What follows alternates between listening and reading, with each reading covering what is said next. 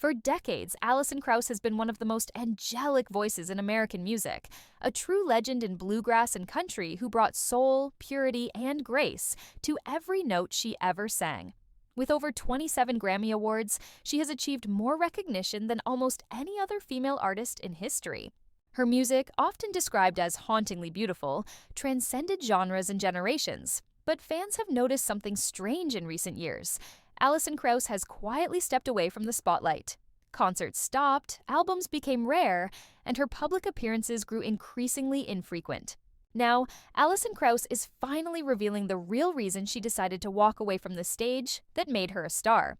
Born in Decatur, Illinois in 1971, Alison showed signs of musical genius from an early age. By the time she was 10, she was already performing in fiddle contests, and at 14, she had recorded her first album. Her voice, soft yet powerful, drew listeners in, and soon she became the youngest member of the legendary band Union Station. With hits like When You Say Nothing at All, The Lucky One, and Baby Now That I've Found You, Alison became a household name, not because of flash or fame, but because of the sheer beauty and honesty of her music. Throughout the 1990s and early 2000s, Alison Krauss dominated the Americana and bluegrass scenes. Her collaborations with Robert Plant of Led Zeppelin, especially their 2007 album Raising Sand, proved she wasn't confined to one genre.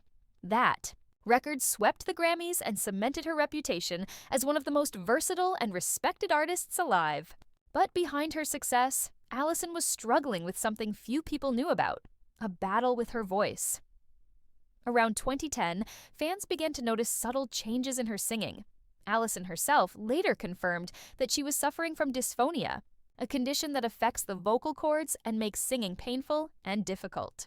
For someone whose entire life revolved around her voice, the diagnosis was devastating. She described it as losing a part of yourself you can't get back. Doctors advised her to rest her voice, to take breaks from touring, and to avoid overexerting her vocal cords. What started as a short hiatus turned into years away from the stage. During her absence, Alison focused on healing, physically, emotionally, and spiritually. In rare interviews, she admitted that the pressure of fame and constant performing had taken a toll on her mental health. "I never wanted to chase fame," she once said. "I just wanted to make music that felt true." The endless touring, recording schedules, and expectations had made her feel like she was losing the very joy that once defined her.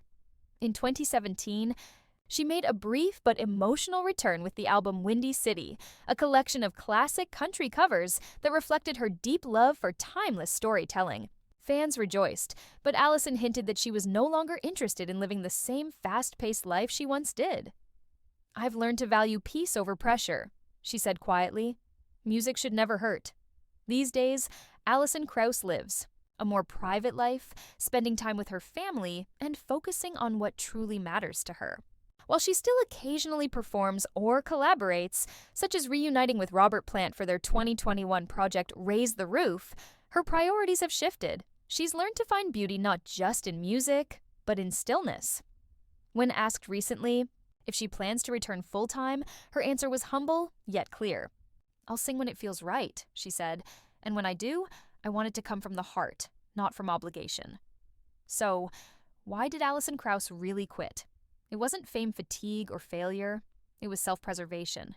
She chose her health, peace, and authenticity over the relentless demands of the industry. For Alison, stepping away wasn't a goodbye. It was a way to protect the gift she was given. At 53, Alison Krauss remains a living legend, not because she stayed in the spotlight, but because she knew when to walk away from it. Her story is a reminder that true artistry isn't about fame. It's about knowing when to be still, when to heal, and when to sing again.